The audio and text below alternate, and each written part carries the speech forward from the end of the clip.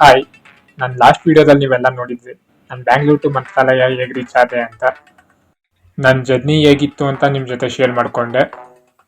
ನನ್ನ journey experience ಜೊತೆ ಹೇಗೆ ರೀಚ್ ಆಗೋದು ಅಂತ ಸಾಕಷ್ಟು ಇನ್ಫಾರ್ಮೇಷನ್ ನಿಮಗೆ ಕೊಟ್ಟೆ. ಯಾರೆಲ್ಲ ನನ್ನ ಲಾಸ್ಟ್ ವಿಡಿಯೋ ನೋಡಿಲ್ಲೋ ಹೋಗಿ ಚೆಕ್ಔಟ್ ಮಾಡ್ಕೊಳ್ಳಿ. ನನಗೆ ಎಷ್ಟು ಕಾಸ್ಟ್ ಆಯಿತು, ಟ್ರೈನ್ ಟಿಕೆಟು ಎಲ್ಲ ಸಾಕಷ್ಟು ಇನ್ಫಾರ್ಮೇಷನ್ ತಿಳಿಸ್ಕೊಟ್ಟಿದ್ದೆ. ಮಂತ್ರಾಲಯಕ್ಕೆ ಹೇಗೆ ಬರೋದು ಅಂತ ವಿಡಿಯೋದಲ್ಲಿ ಕ್ಲಿಯರ್ ಆಗಿ ಹೇಳಿದ್ದೆ. ಇವತ್ತು ನನ್ನ ಜರ್ನಿ ನಾನು ಕಂಟಿನ್ಯೂ ಮಾಡ್ತಾ ಇದ್ದೀನಿ. ಯಾರೆಲ್ಲ ನನ್ನ ಚಾನಲ್ ಸಬ್ಸ್ಕ್ರೈಬ್ ಮಾಡ್ಕೊಂಡಿಲ್ಲೋ ಸಬ್ಸ್ಕ್ರೈಬ್ ಮಾಡ್ಕೊಳ್ಳಿ. ಇದೇ ಥರ ಒಳ್ಳೊಳ್ಳೆ ವೀಡಿಯೋಸ್ ಅಪ್ಲೋಡ್ ಮಾಡ್ತಾ ಇರ್ತೀನಿ. ನನ್ನ ವೀಡಿಯೋಸ್ ಬಗ್ಗೆ ಏನಾದರೂ ನಿಮ್ಮ ಒಪಿನಿಯನ್ ಇದ್ದರೆ ಕಮೆಂಟಲ್ಲಿ ಕಮೆಂಟ್ ಮಾಡಿ ತಿಳಿಸಿ. ಮಂತ್ರಾಲಯಕ್ಕೆ ರೀಚ್ ಆದೆ. ರೂಮ್ಸ್ ನೋಡೋಣ ಅಂತ ರೂಮ್ಸ್ ಹುಡುಕ್ತಾ ಇದ್ದೀನಿ.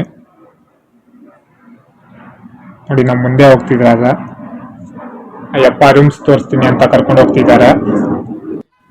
ದೇವಸ್ಥಾನದ್ದು ರೂಮ್ಸ್ ನೋಡಿದೆ, ಅಲ್ಲಿ ಅವರು ಬಿಸಿನೀರು ಕೊಡಲ್ಲ ಅಂದರು.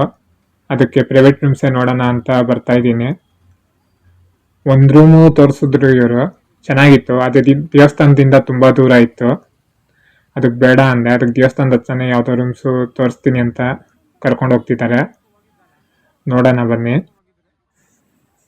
ನಿನ್ನೆ ಆರಾಧನೆ ಇತ್ತಲ್ವ, ತುಂಬ ಜನ ಇದ್ರು.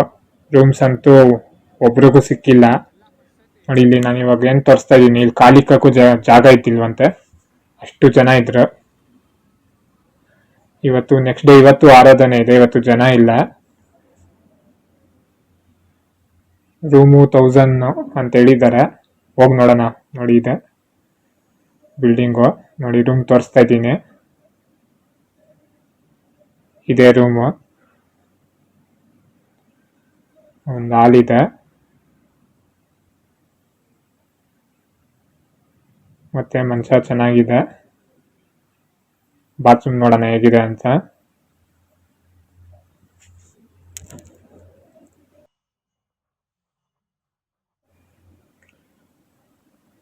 ಇದು ಹೋಗ್ಬಿಟ್ಟಿದೆ ನೋಡಿ. ಒಂದು ಕೈಲಿ ಹಿಡ್ಕೊಂಡು ನೀರು ಬರ್ತಿದೆ. ರೂಮ್ ಪರವಾಗಿಲ್ಲ, ಚೆನ್ನಾಗಿದೆ. ಇಂಥ ರೂಮ್ ಸಿಗೋದೇ ಕಷ್ಟ. ನೋಡಿ, ಬಾತ್ರೂಮು ನೀಟಾಗಿದೆ.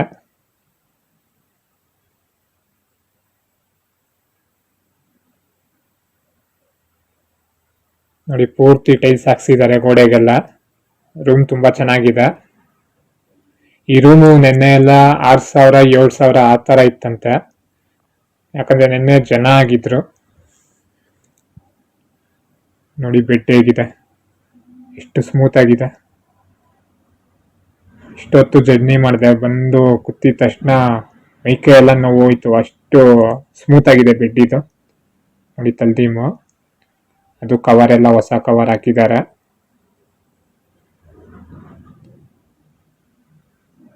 ರೂಮ್ ಚೆನ್ನಾಗಿದೆ, ಲಿಫ್ಟು ಇದೆ. ಬನ್ನಿ, ನಿಮ್ಗೆ ಈ ರೂಮು ಮೇಲ್ ತೋರಿಸ್ತೀನಿ. ದೇವಸ್ಥಾನ ಪಕ್ಕನೇ ಇರೋದು, ನಾವು ಮೇಲಿಂದ ಹೋದ್ರೆ ದೇವಸ್ಥಾನ ಕಾಣಿಸುತ್ತೆ. ಹೋಗಿ ನೋಡೋಣ ಬನ್ನಿ ಹೇಗಿದೆ ಅಂತ.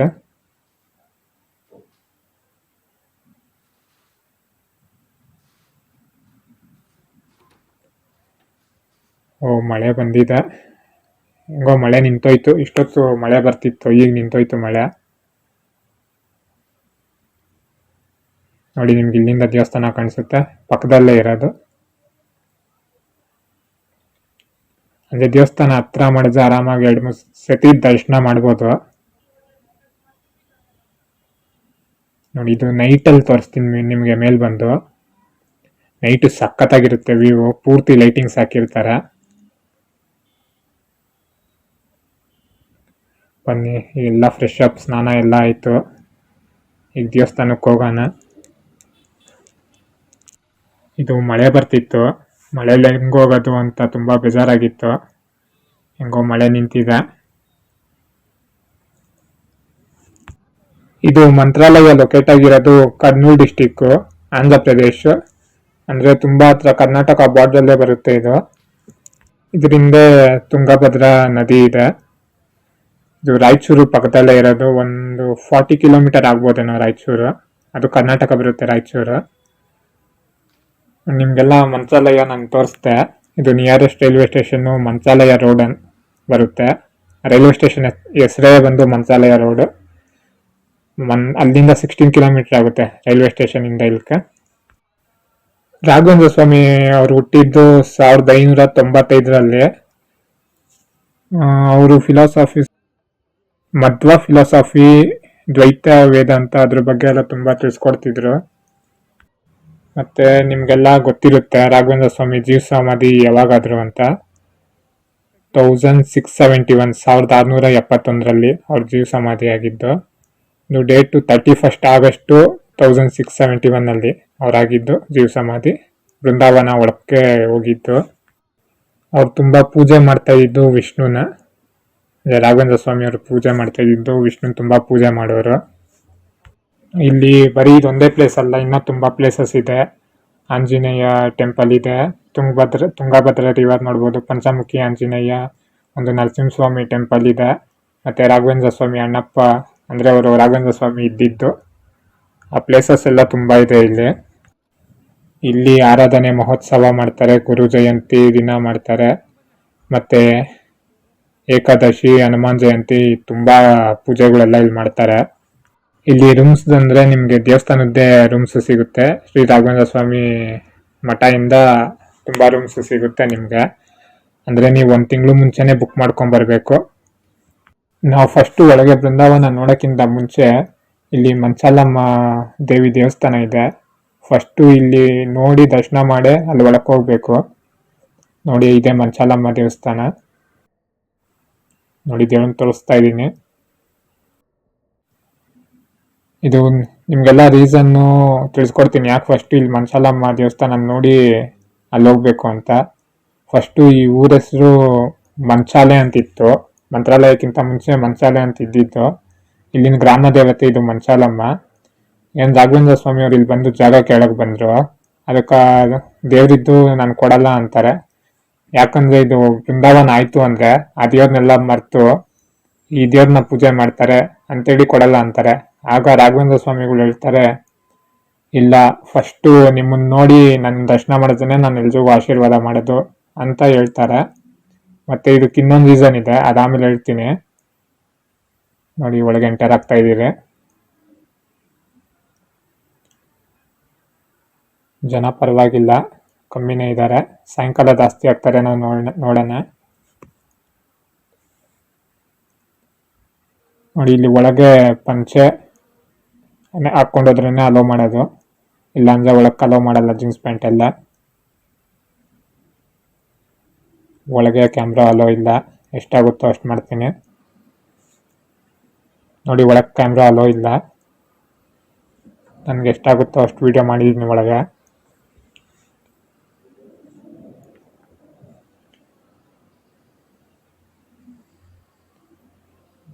ನೋಡಿ ಸುತ್ತು ತೋರಿಸ್ತೀನಿ. ಮತ್ತೆ ಅಲ್ಲಿ ಗುರುಗಳಿರ್ತಾರೆ, ಅವ್ರನ್ನೂ ಹೋಗಿ ನೋಡ್ಕೊಂಬರೋಣ.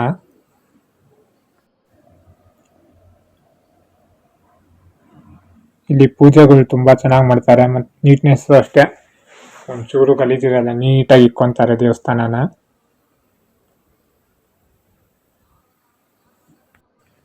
ನೋಡಿ ಇಲ್ಲಿ ಮೈನ್ ಗುರು ಸುಬುಧೇಂದ್ರ ತೀರ್ಥ, ಆ ಗುರುಗಳು ಅಲ್ಲಿರ್ತಾರೆ. ಅವರು ಅಲ್ಲಿ ಹೋದ್ರೆ ಆಶೀರ್ವಾದ ತಗೊಂಡು ಮತ್ತೆ ಅಕ್ಷತೆ ಕೊಡ್ತಾರೆ.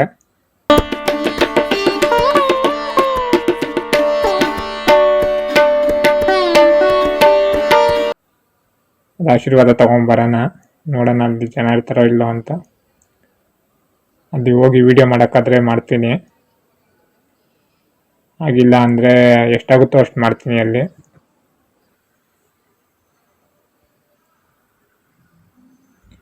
ಅಲ್ಲಿ ರೈಟಲ್ಲೇ ಇರುತ್ತೆ. ನಿಮಗೆ ಇಲ್ಲಿ ಬಂದರೆ ಕನ್ಫ್ಯೂಸ್ ಆಗುತ್ತೆ ಅವ್ರು ಎಲ್ಲಿರ್ತಾರೆ ಅಂತ. ನೋಡಿ ಅಲ್ಲಿ ಜನ ನಿಂತಿದ್ದಾರಲ್ಲ, ಆ ಕ್ಯೂ ಒಳಗೆ ಹೋಗ್ಬೇಕು. ಹೋಗಿ ಆಶೀರ್ವಾದ ತಗೊಂಬಂದ್ರಿ. ಈಗ ನೆಕ್ಸ್ಟು ಹೋಗಿ ನಾಷ್ಟ ಮಾಡಬೇಕು. ಇಲ್ಲಿ ಒಳಗೆ ಪ್ರಸಾದನೂ ಸಿಗುತ್ತೆ, ಪ್ರಸಾದ ಐತಿಲ್ಲ, ಅದಕ್ಕೆ ಇಲ್ಲಿ ಆಚೆ ಹೋಟೆಲ್ಸ್ ತುಂಬ ಇರುತ್ತೆ. ಹೋಗಿ ನೋಡೋಣ ಊಟ ಹೇಗಿರುತ್ತೆ ಅಂತ. ನೋಡಿ ಇವೆಲ್ಲ ರೂಮ್ಸು.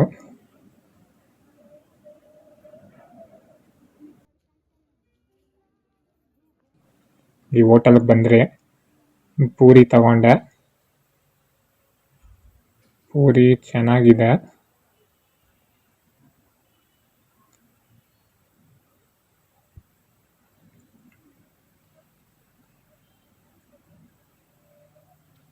ನೋಡಿ ಸಾಂಬಾರು ಡಿಪ್ ಮಾಡಿದೆ, ಚೆನ್ನಾಗಿದೆ ಪೂರಿ.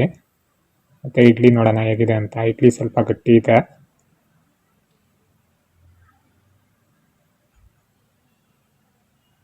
ಎಲ್ಲ ತುಂಬ ಸಾಫ್ಟ್ ಇದೆ ಇಡ್ಲಿ. ನೋಡಿ ಪ್ರೆಸ್ ಮಾಡ್ತೀನಿ, ಎಲ್ಲ ಹಾಗೆ ಬರ್ತಿದೆ, ತುಂಬ ಸಾಫ್ಟ್ ಇದೆ. ವಡೆ ಕೊಟ್ಟಿದ್ದಾರೆ.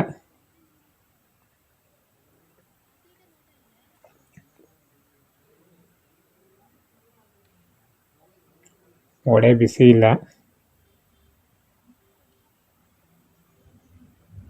ನೋಡಿ ಇವೆಲ್ಲ ರೂಮ್ಸು, ದೇವಸ್ಥಾನ ರೂಮ್ಸ್ ಇದು. ರಾಘವೇಂದ್ರ ಸ್ವಾಮಿ ಅವರು ಹುಟ್ಟಿದ್ದು ತಮಿಳ್ನಾಡಲ್ಲಿ, ಭುವನಗಿರಿ ಅಂತ.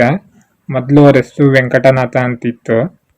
ಓದಿದ್ದೆಲ್ಲ ಸ್ಯಾನ್ಸ್ಕ್ರಿಟು, ವೇದಾಸು, ಮ್ಯೂಸಿಕ್ಕು ಮತ್ತೆ ದ್ವೈತ್ಯ ಫಿಲಾಸಫಿ ಅದ್ರ ಬಗ್ಗೆ ಎಲ್ಲ ಓದ್ರು. ಮತ್ತೆ ಅವರು ಮದ್ವೆನೂ ಆಗಿದ್ರು. ಸರಸ್ವತಿ ಅಂತೇಳಿ ಅವ್ರ ಹೆಂಡತಿ ಹೆಸರು. ಮತ್ತೆ ಅವರೊಬ್ಬ ಮಗನೂ ಇದ್ರು.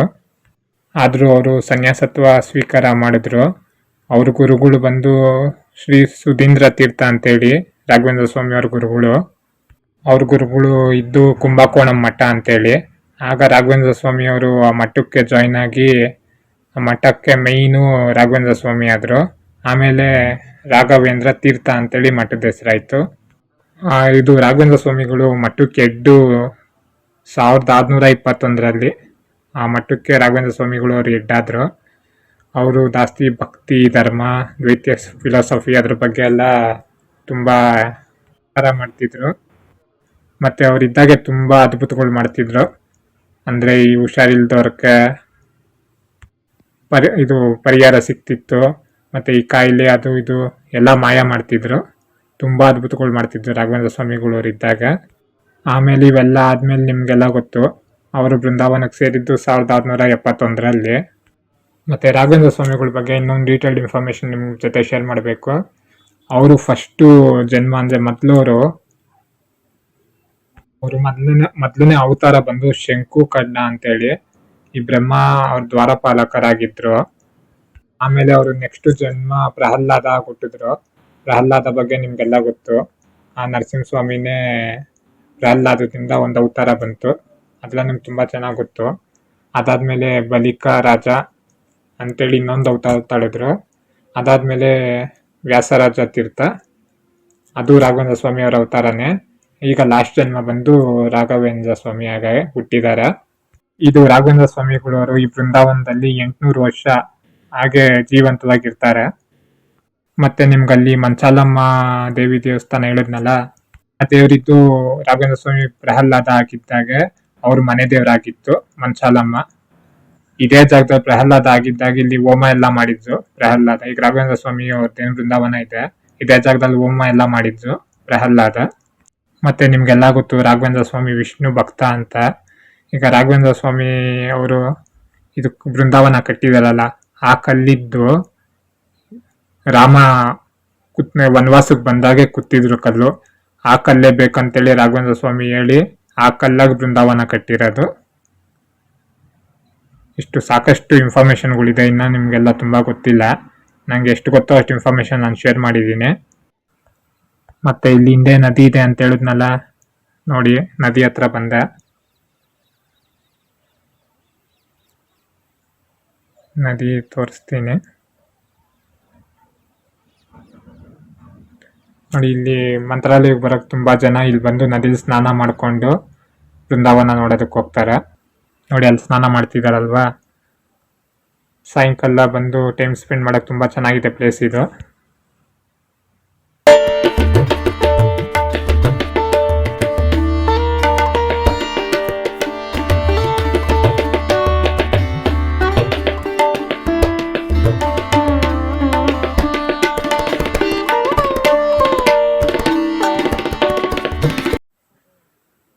ಇಲ್ಲಿ ಗಿಣಿ ಶಾಸ್ತ್ರ ತುಂಬ ಜನ ಇದ್ದಾರೆ.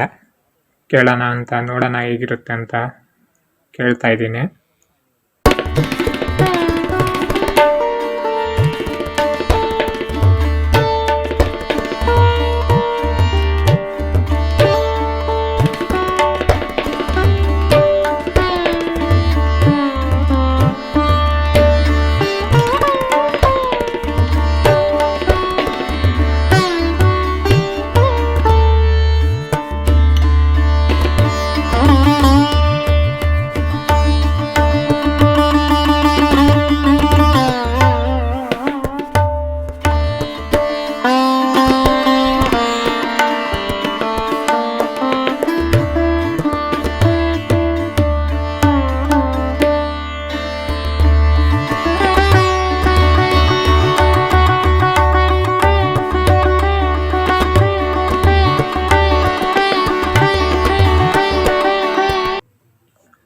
ನೋಡಿ ಆರಾಧನೆ ಇದೆಯಲ್ಲ, ಅದಕ್ಕೆ ಇವತ್ತು ಫಂಕ್ಷನ್ ಮಾಡ್ತಿದ್ದಾರೆ.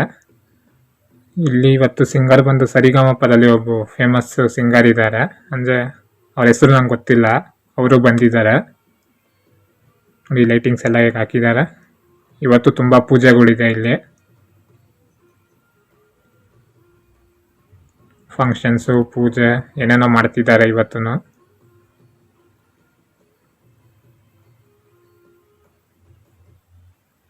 ನೋಡಿ ನಾನು ರೂಮ್ ಮೇಲೆ ಬಂದೆ, ಹೇಳಿದ್ನಲ್ಲ ನೈಟು ತುಂಬ ಚೆನ್ನಾಗಿರುತ್ತೆ ವ್ಯೂ ಅಂತ. ನೋಡಿ ಮೇಲಿಂದ ತೋರಿಸ್ತಾ ಇದ್ದೀನಿ, ಲೈಟಿಂಗ್ಸ್ ಹಾಕಿರ್ತಾರೆ. ತಿರ್ಗಾ ಅಲ್ಲೋಗಿ ನಿಮಗೆ ತೋರಿಸ್ತೀನಿ, ತುಂಬ ಚೆನ್ನಾಗಿರುತ್ತೆ.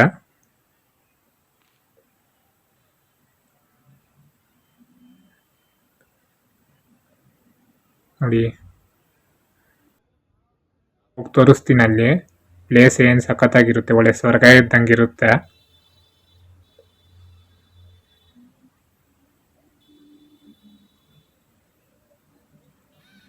ಮತ್ತು ಇಲ್ಲಿ ಪ್ಲೇಸಸ್ ಇನ್ನೂ ತುಂಬ ಪಂಚಮುಖಿ ಅಂತೇಳಿ ಒಂದು 8 ಪ್ಲೇಸಸ್ ಇದೆ.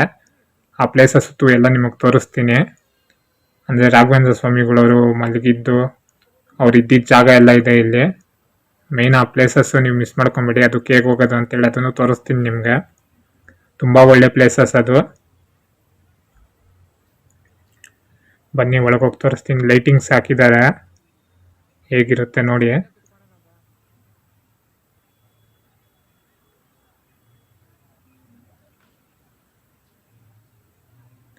ನೋಡಿ ಏನು ಸಖತ್ತಾಗಿದೆ ಲೈಟಿಂಗ್ಸ್ ಹಾಕಿರೋದಕ್ಕೆ. ನೀವು ನೈಟ್ ಅಕಸ್ಮಾತ್ ಇಲ್ಲಿ ಬಂದು ಕುತ್ಕೊಂಡ್ರೆ ನಿಮ್ಗೆ ಹೋಗೋದಕ್ಕೆ ಮನಸ್ಸೇ ಆಗಲ್ಲ. ಈ ವಿಡಿಯೋದಲ್ಲೇ ಏನು ಸಖತ್ತಾಗಿದೆ, ಇಲ್ಲಿ ನೀವೇ ಬಂದು ಫೀಲ್ ಮಾಡಿ ನೋಡಬೇಕು, ತುಂಬ ಚೆನ್ನಾಗಿರುತ್ತೆ. ಹೇಳಿದ್ನಲ್ಲ ಒಳ್ಳೆ ಸ್ವರ್ಗ ಇದ್ದಂಗಿರುತ್ತೆ.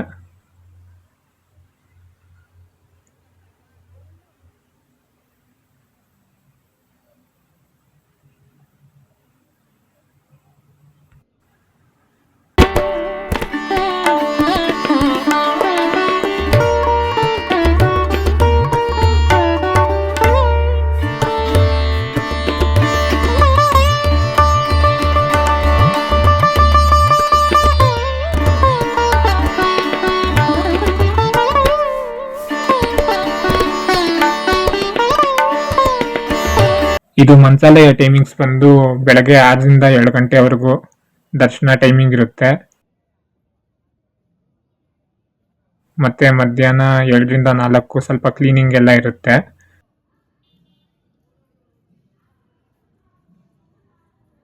ಮತ್ತೆ ತಿರ್ಗಾ ಈವ್ನಿಂಗು 4ರಿಂದ 9 ಗಂಟೆವರೆಗೂ ದರ್ಶನ ಇರುತ್ತೆ. ಮತ್ತೆ ಅಲ್ಲಿ ಸ್ವಾಮಿಗಳು ಗುರುಜಿಗಳು ಇರ್ತಾರಲ್ವಾ, ಅವರು ಬ್ಲೆಸ್ಸಿಂಗ್ ತಗೊಬೇಕು ಅಂದ್ರೆ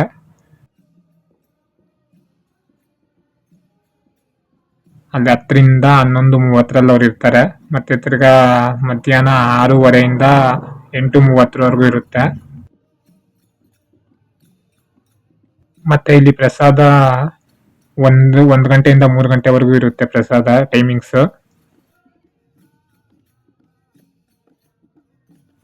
ಮತ್ತೆ ಈಗ ಇದ್ರ ಜೊತೆ ನಾನು ಹೇಳಿದ್ನಲ್ಲ ಇನ್ನ 5 ಪ್ಲೇಸಸ್ ಇಲ್ಲಿ ವಿಸಿಟ್ ಮಾಡ್ಬೋದು ಅಂತ. ಅದು ನಾನು ನೆಕ್ಸ್ಟ್ ವಿಡಿಯೋದಲ್ಲಿ ಅಪ್ಲೋಡ್ ಮಾಡ್ತೀನಿ, ಯಾಕಂದ್ರೆ ಇದು ತುಂಬಾ ಲೆಂತ್ ಬಂದಿದೆ.